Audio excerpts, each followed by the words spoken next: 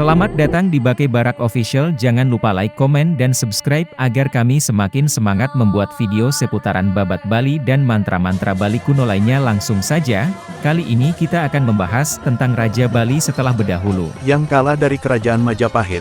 Kemudian atas penunjukan dari Patih Gajah Mada, maka Sri Kresna Kepakisan pun menjadi raja di Bali.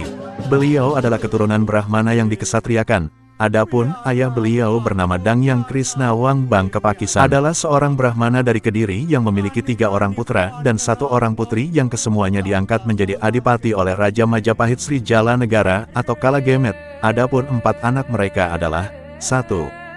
Dalam Wayan Sri Juru sebagai adipati Belambangan.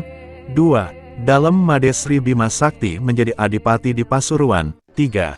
Dalam Nyoman Sri Satu Muter menjadi ratu di Sumba, dan yang terakhir adalah dalam Ketut Sri Krishna Kepakisan menjadi adipati di Bali. Dalam sumber babat dalam menyebutkan, Dangyang Krisna Wangbang Kepakisan adalah putra dari Empu Tantular, penulis Kakawin Sutasoma, dan Empu Tantular adalah putra dari Empu Bahula, sedangkan kakek Empu Tantular adalah Empu Baradah yang menaklukkan calon Arang dari desa Dirah. Masa pemerintahan Sri Krishna Kepakisan berdasarkan dari beberapa sumber menyatakan, menurut babat Buleleng tahun 1350 sampai tahun 1380, babat Arga Kuta Waringin tahun 1349 sampai tahun 1383, dan babat dalam tahun 1352 sampai tahun 1380. Adanya perbedaan tahun penulisan, tetapi kesemuanya mengarah ke abad 14. Pada awal pemerintahan Sri Krishna Kepakisan di Samprangan diwarnai dengan beberapa desa atau soroh di Bali melakukan pemberontakan sampai beliau sendiri dan beberapa Arya dalam tidak mampu atau kewalahan menghadapi pemberontakan yang semakin meluas. Karena hal tersebut beliau memerintahkan beberapa menterinya menghadap Raja Majapahit di Trowulan untuk melaporkan kondisi Bali yang tidak stabil. Atas hal tersebut Patih Gajah Mada memberikan panduan kepemimpinan kepada beliau agar dipelajari. Selain itu Gajah Mada juga menyampaikan akan selalu memberikan perlindungannya kepada penguasa Bali yang ditempatkan oleh Kerajaan Majapahit. Setelah itu beliau melakukan perbaikan 6 pura utama di Bali dan membagikan benih padi kepada masyarakat. Dan keadaan Bali pun berangsur-angsur mulai membaik sampai akhir masa pemerintahannya. Dalam babat Kuta Waringin menyebutkan beliau digantikan oleh Dalam Agra Samprangan. Pada masa kepemimpinan Agra Samprangan Bali mengalami kemunduran dikarenakan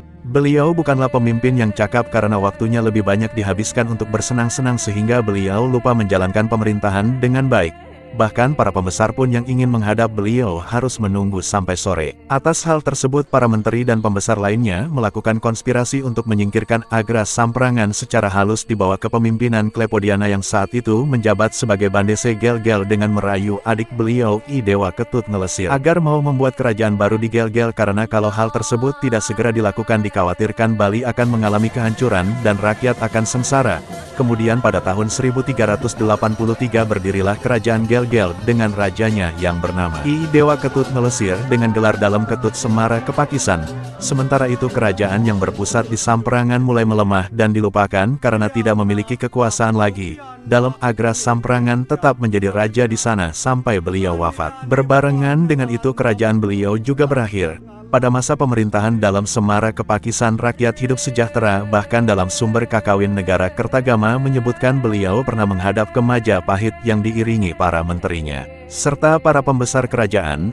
Busana yang digunakan beliau sangat mewah yang mencerminkan betapa makmurnya rakyat Bali saat itu, yang membuat kagum para bangsawan Majapahit dan bersorak menyambut rombongan beliau yang baru sampai di ibu kota Trowulan. Beliau digantikan anaknya atau putra mahkota yang bergelar Sri dalam waktu Renggong. Pada masa kepemimpinan beliau Bali mencapai masa keemasannya.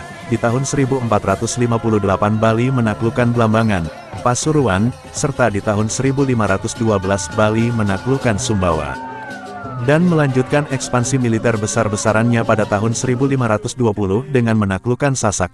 Demikian kisah babat dalam ini saya akhiri, nantikan kisah-kisah dan babat Bali lainnya, semoga bermanfaat. Om Awigenam Astu Namo Sidam.